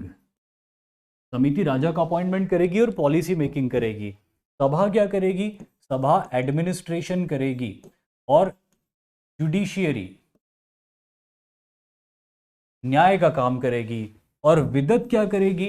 Representing the women folk and elderly men. और रेकमेंडेशन देगी। किसको रेकमेंडेशन देगी? कुछ बदलाव के, सुधार के, रिफॉर्म्स के रेकमेंडेशन देगी। तो विदत का ये काम था। तो this was all about political system in the early Vedic period. और फिर आपको वो हायरार्की याद रखनी है, वो सिंपल सी हायरार्की कि सबसे छोटा यूनिट, सबसे बड़ा यूनिट, उससे बड़ा यूनिट क्या होता था। तो सबसे छोटा यूनिट होता था एक कुल। कुल यानी कि एक फैमिली, एक परिवार सबसे छोटा पॉलिटिकल यूनिट होता था। फिर उससे बड़ा होता था एक ग्राम। ये ग्राम यानी कि विलेज।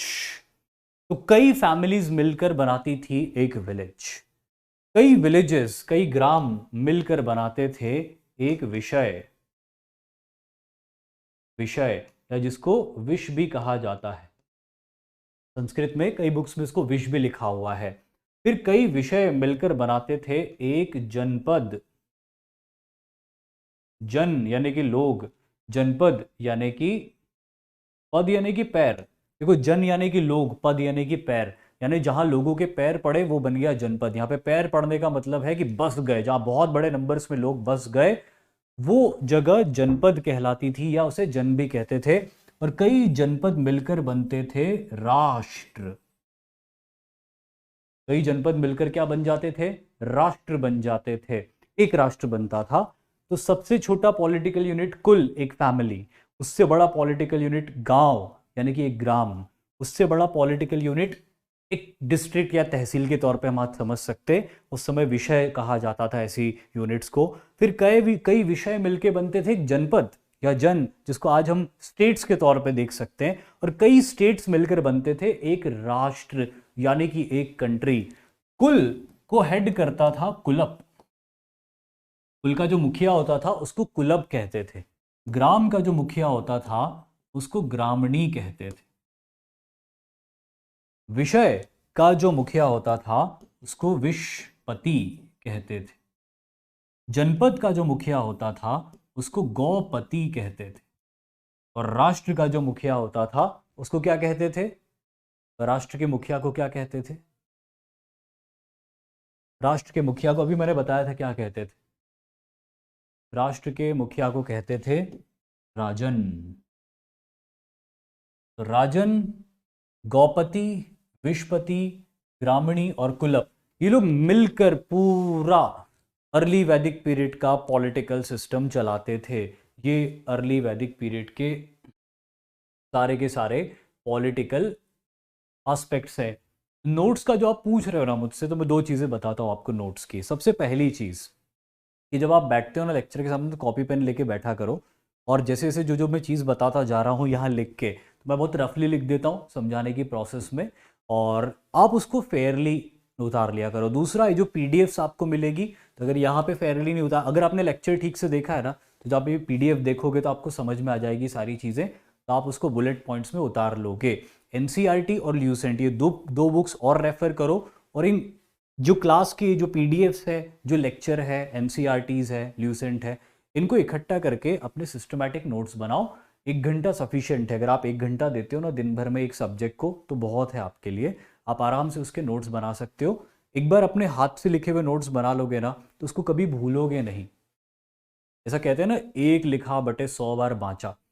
मतलब कि अगर आप एक बार लिख के कुछ पढ़ते हो खुद से और उसको 100 बार रीड करते हो, मतलब अगर मैं आपको प्रोवाइड कर दूं कॉपी नोट्स की, है ना, सपोज ऐसा कर लेते हैं कि मैं नोट्स की कॉपी आपको प्रोवाइड कर देता हूं, आप उसको रीड करोगे ज़्यादा से ज़्यादा।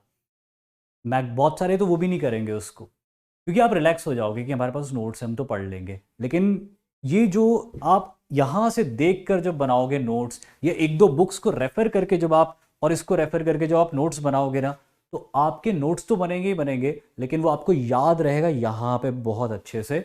इसीलिए जो मैंने बताया उस तरह से आप याद करो, उस तरह से नोट्स बनाओ। लेक्चर को बहुत अटेंटिवली देखो। एक दो जो बुक्स, छोटी छोटी बुक्स मैंने आपको बताई है, उससे ज़्यादा कोई बुक्स पे जाने की ज़रूरत नहीं है। और एनसीईआरटी पे नहीं जा रहे हो ना, तो फिर ल्यूसेंट ही उठा लो, वो भी बहुत है। आपको 10 किताबें पढ़ने से अच्छा एक किताब को बहुत अच्छे से पढ़ो, भले वो ल्यूसेंट ही क्यों ना हो, और उसको रेफर करके और इस लेक्चर को रेफर करके नोट्स बना लो अपने। आप कभी नहीं भूलोगे, मैं आपको गारंटी देता हूं, कोई से भी सब्जेक्ट के अंदर अपने हाथ से लिखे हुए नोट्स का कोई तोड़ ही नहीं हो सकता कभी भी। अगले एस्पेक्ट की तरफ आगे बढ़ते हैं। पॉलिटी एंड इकोनॉमी इन, ये गलत लिखा गया, ये है वैदिक सिविलाइजेशन या early Vedic period. Early Vedic period, तो अर्ली वैदिक पीरियड की पॉलिटिकल सिस्टम तो हमने देख लिया, अब हम इकोनॉमी को देखते हैं। ये एक ऐसा एस्पेक्ट है पॉलिटिकल सिस्टम का, इकोनॉमी एक ऐसा एस्पेक्ट है जो अगेन हमको ज़्यादा फोकस नहीं करना है, क्योंकि बहुत स्टैटिक नेचर की इकोनॉमी हुआ करती थी, ज़्यादा ट्रेड प्रैक्टिस नहीं होता था। विदत के बारे में पूछ रहे हैं चैतन्य मुझसे, विदत मैं बता चुका हूँ, शायद आप थे नहीं उस वक्त, लेकिन मैं 2-3 बार विदत बताया, एक बार और बता देता हूँ। विदत में विदथ, जो कि विधा या फिर विधि से बना है, जिसका मतलब होता है law making body. Ancient times में ये एक ऐसा ग्रुप होता था जो नियम बनाया करता था, लेकिन बाद में सभा समिति के आने के कारण इसका इंपॉर्टेंस थोड़ा कम हो गया। लेकिन ये एक ऐसा ग्रुप था जहां पे ट्राइब्स की इन्फ्लुएंशियल लेडीज और एल्डरली मेन पार्टिसिपेट करते थे, और वो पार्टिसिपेशन करके अपने रिफॉर्म्स के रिकमेंडेशन देते थे। जैसे सपोज मैं विदत, तो मैंने एक डिस्कशन किया और हमने डिस्कशन किया, अर्ली वैदिक पीरियड के कॉन्टेक्स्ट में बात कर रहा हूँ, कि हम लोग बैठे हुए विदत में और हमने डिस्कशन किया कि यार बहुत प्रॉब्लम हो रही है, जंगली जानवरों की भी बहुत समस्या हो रही है, खेत आके डिस्ट्रॉय कर जाते हैं या हमारे मवेशियों के ऊपर हमला कर देते हैं। अभी कल ही मेरे 2 मवेशियों को शेर उठा के ले गया, ऐसा हमने डिस्कस किया। और साथ ही हमने डिस्कस किया कि जो पड़ोसी राज्य है वो भी अपनी सीमाएं बढ़ा रहा है, कल हमने उसके सैनिकों को नदी पार करके इधर घूमते हुए देखा।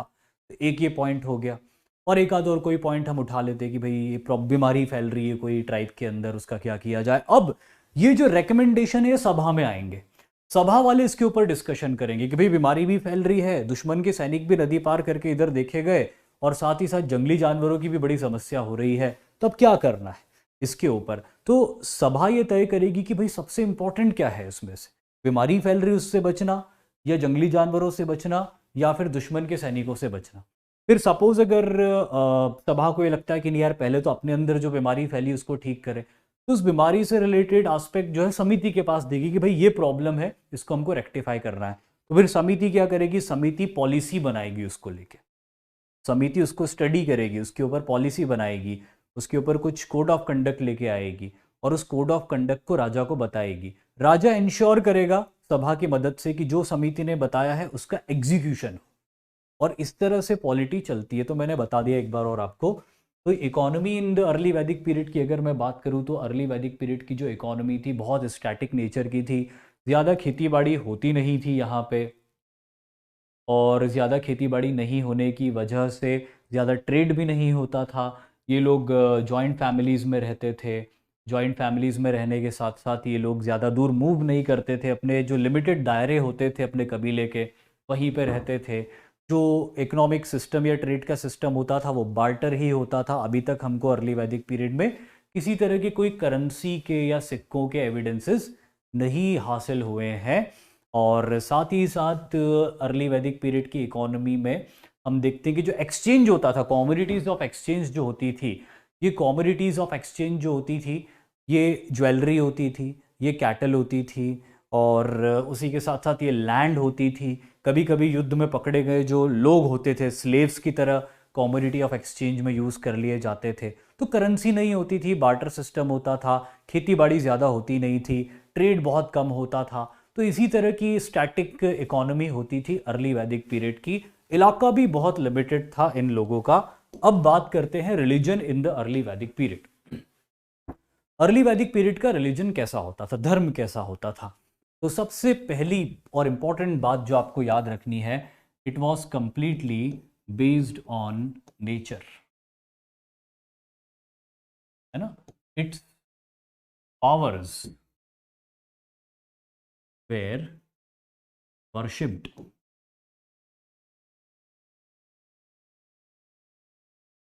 तो जो नेचर होता था, प्रकृति की जो शक्तियां होती थी जिसकी हमने बात करी थी ऋग्वेद को समझते वक्त, कि चाहे वो बारिश की शक्ति हो या वायु की शक्ति हो या सूर्य की ताकत हो, यही वो सारी पावर्स ऑफ नेचर होती थी जिन्हें वर्शिप किया जाता था, नदियों को वर्शिप किया जाता था। ऐसी नेचर की पावर्स जो इंसान की लाइफ को इन्फ्लुएंस करती थी लेकिन इंसान के कंट्रोल में नहीं हो सकती थी। देखो, आप लोग बार बार ये पूछ रहे हो कि ये सफिशिएंट है या वो सफिशिएंट है, ऐसा देखो क्या होता है कि अगर मैं अब अगेन आपको कह रहा हूं, अगर आपने लेक्चर्स ठीक से देख लिए और एक भी कोई सी भी किताब अच्छे से पढ़ ली तो सफिशिएंट होगा। अब फर्दर इससे इससे रिलेटेड हम बात नहीं करेंगे आगे कि सफिशिएंट क्या होगा। ऐसा कोई डेफिनेशन नहीं कि ये सफिशिएंट होगा या वो सफिशिएंट होगा। कभी कभी ऐसा होता है कि आप बहुत कुछ पढ़ लेते हो फिर भी कुछ क्वेश्चंस आपसे नहीं बनते। कभी कभी ऐसा होता है कि आप थोड़ा सा पढ़ते हो लेकिन फिर भी आधे क्वेश्चंस बना लेते हो। ऐसा इसीलिए होता है क्योंकि जितना आपने पढ़ा है वो कैसे पढ़ा है आपने, उसको कितना अच्छे से पढ़ा, उसको कितना अच्छे से समझा है, उसकी आपने कितनी प्रैक्टिस करी है, ये सारी चीज़ें तय करती है कि सफिशिएंट है या नहीं है। कोई एक ऐसी किताब नहीं है जिसको मैं आपको कह दूं कि आप ये पढ़ लो तो ये सफिशिएंट होगी। अगर फिर भी कोई एक ऐसी किताब आप मेरे से पूछोगे कि सफिशिएंट क्या होगा, तो मैं कहूँगा कि एनसीईआरटीज़ पढ़ लो, एनसीईआरटी सफिशिएंट होगी। लेकिन क्या होता है, एनसीईआरटी की जो लैंग्वेज होती है वो टफ होती है, वो टीचर्स के लिए होती है किताब, ताकि टीचर्स उसको रेफरेंस लेके स्टूडेंट्स को समझा सके। तो जो मैं आपको समझा रहा हूँ उसी में से समझा रहा हूँ। लेकिन क्या होगा कि आपको भी प्रैक्टिस करनी पड़ेगी। जब आप जितना ज़्यादा आप प्रैक्टिस करेंगे ना उतना ज़्यादा आपके लिए सफिशिएंट होता जाएगा। ये सफिशिएंसी का कोई एंड ही नहीं है कभी भी। आपकी एग्ज़ाम, अगर मैं ये कहूँ ना कि एनडीए के एग्ज़ाम अगला जो आपका पेपर है वो 10 साल बाद है, तो जो 10 साल कंप्लीट होने वाले होंगे ना, तो उसके आखिरी दिन भी आपको लगेगा कि यार 2 दिन और मिल जाते तो थोड़ा और पढ़ लेता। तो ये सफिशिएंट तो कभी भी नहीं होगा। तो इसीलिए जितना वक्त आपको मिला है उसमें आप जितना भी थॉरोली अगर आप चीज़ों को कर सको, पढ़ सको, तो वो सफिशिएंट होगा। कोई किताब डिफाइंड नहीं है कि वो सफिशिएंट होगी आपके लिए। अगर आपने अपनी स्कूल्स की स्टडीज़ ठीक से करी है, जो आपको स्कूल्स में सिलेबस में था वही सब तो हम पढ़ रहे हैं यहाँ पे, तो वो उतना ही आपको दोबारा पढ़ना है ना। तो बिल्कुल टेंशन मत लो उसका सफिशिएंट है कि नहीं है। बिल्कुल आप जितना पढ़ोगे उतना ही अच्छा होगा। अब क्या है कि टाइम भी हो गया आज के लेक्चर का, और ये जो बात आपने छेड़ दी है ना, तो मैं एक एक छोटी सी स्टोरी के साथ मैं आज का लेक्चर एंड करूंगा।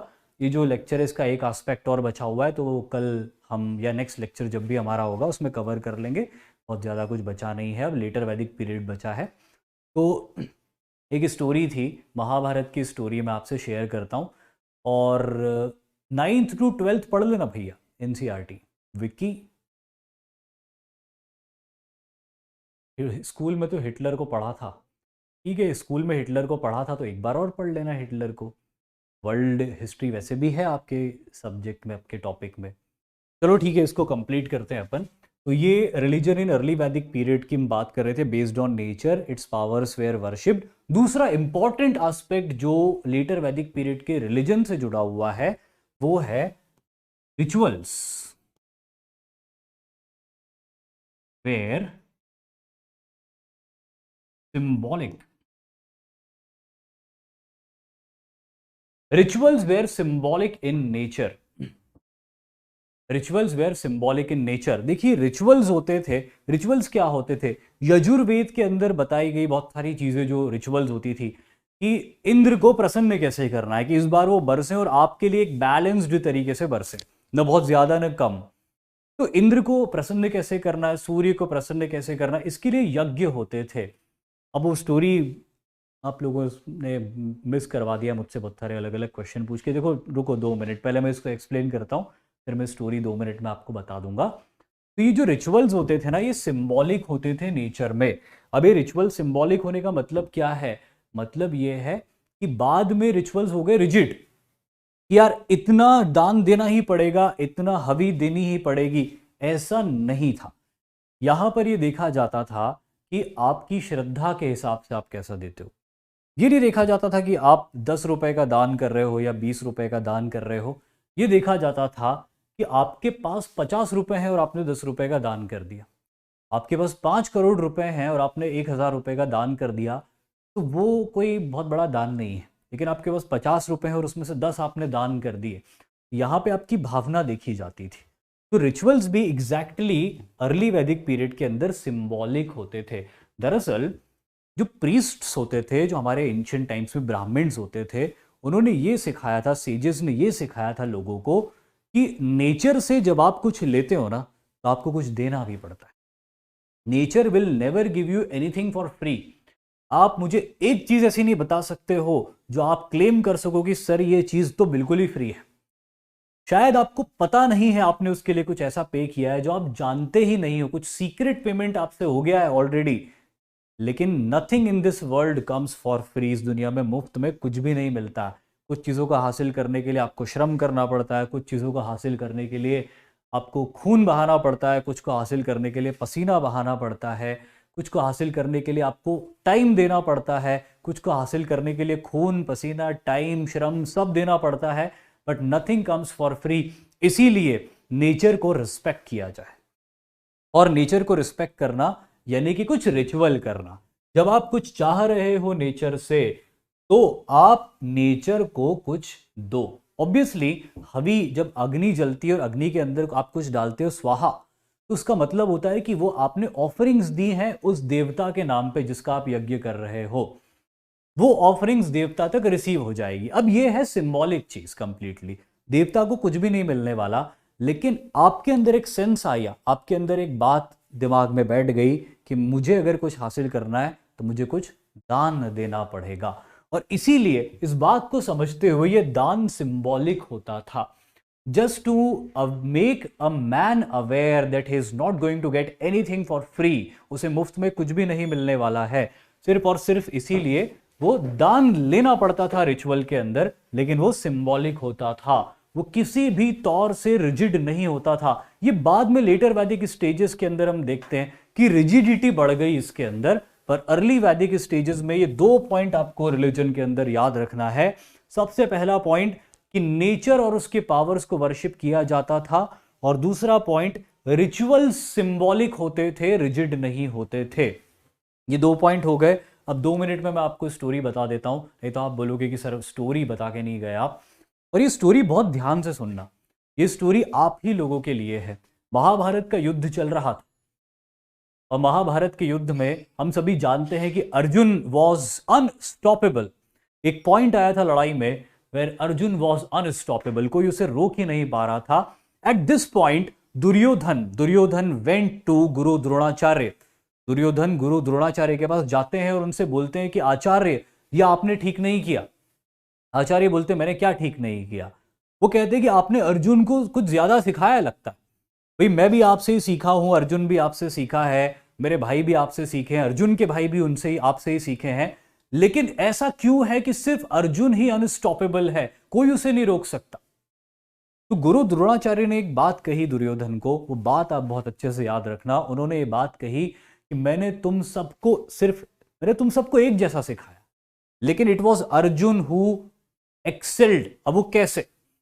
गुरु द्रोणाचार्य ने दुर्योधन को कहा कि जब मेरी क्लासेस शुरू होती थी, मतलब उनकी जो भी क्लासेस होती थी, जो क्लासेस उनकी शुरू होती थी, तो उन्होंने कहा कि मैं 5 बजे क्लास शुरू करता था सुबह, अर्जुन 4 बजे से आके प्रैक्टिस करना शुरू कर चुका होता था, और शाम को जब मैं 5 बजे क्लास एंड करता था, तब अर्जुन 6 बजे अंधेरा होने तक 7 बजे तक प्रैक्टिस करता रहता था। तो आप सब लोगों से रोज अर्जुन ने 1-2 घंटे ज्यादा प्रैक्टिस करी है। इतने दिनों तक 1-2 घंटों से मल्टीप्लाई करो आप, तो कितने आवर्स अर्जुन ने आपसे ज्यादा प्रैक्टिस करी है। दूसरी चीज, अर्जुन मेरे दिए हुए नॉलेज पे लिमिटेड नहीं रहा। अर्जुन ने तपस्या करी, इंद्र को प्रसन्न किया, दिव्यास्त्र को प्राप्त किया। इंद्र को प्रसन्न नहीं किया, दूसरे देवता शिव को प्रसन्न किया, दिव्यास्त्र को प्राप्त किया, और साथ ही साथ एक्स्ट्रा नॉलेज अर्न किया। मैंने जो उसको सिखाया उसको अर्जुन ने ज्यादा प्रैक्टिस किया, साथ ही साथ अर्जुन ने एक्स्ट्रा नॉलेज भी एक्वायर किया, एक्स्ट्रा पावर्स भी एक्वायर करी। और यही वजह है कि तुम सबको मैंने एक जैसा पढ़ाया, लेकिन तुम अर्जुन को नहीं रोक पा रहे हो। तो अब आपके ऊपर है। मैंने आपको बता दिया कि एक टीचर हजारों स्टूडेंट्स को पढ़ाता है, सैकड़ों स्टूडेंट्स को पढ़ाता है, लेकिन सिलेक्ट सब नहीं होते, कुछ ही स्टूडेंट सिलेक्ट होते हैं। और ऐसा इसीलिए है कि वो स्टूडेंट्स अर्जुन होते हैं, वो अपनी तरफ से भी एफर्ट्स डालते हैं, वो एक्स्ट्रा नॉलेज भी गेन करते हैं। तो अब ये आपको तय करना है कि आपको दुर्योधन बनना है या आपको अर्जुन बनना है। इसी पॉइंट के साथ इस लेक्चर को मैं एंड करता हूँ। जय हिंद।